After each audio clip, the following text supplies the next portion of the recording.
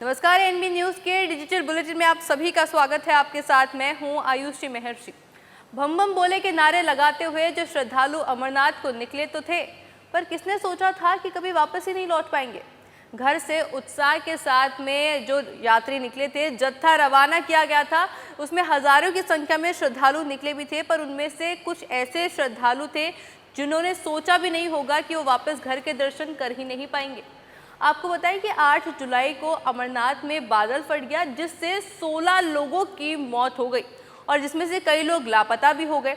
कड़ी मशक्कत के बाद में कई लोगों को निकाला गया। हेलीकॉप्टर की सहायता से कई लोगों को एयरलिफ्ट करके सुरक्षित स्थानों पर पहुंचाया गया और 4 दिन के लिए यात्रा को स्थगित कर दिया गया।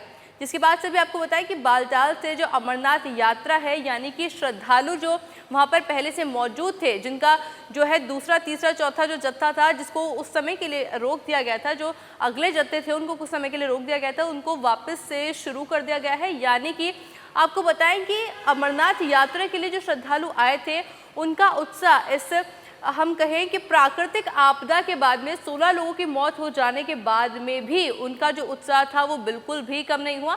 छोटे छोटे बच्चे तक जो वहाँ पर मौजूद थे वो लगातार सिर्फ यही कह रहे थे कि हम भोले बाबा के दर्शन को आए हैं और दर्शन करके ही वापस घर को लौटेंगे।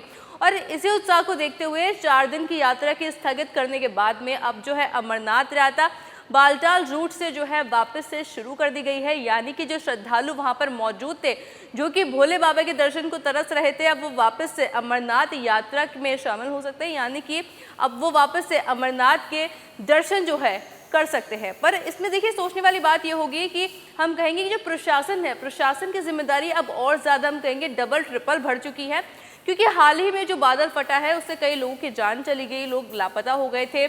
हम कहें कि एनडीआरएफ, एसडीआरएफ की टीम ने बड़ी ही मशक्कत के बाद में लोगों की जान बचाई थी।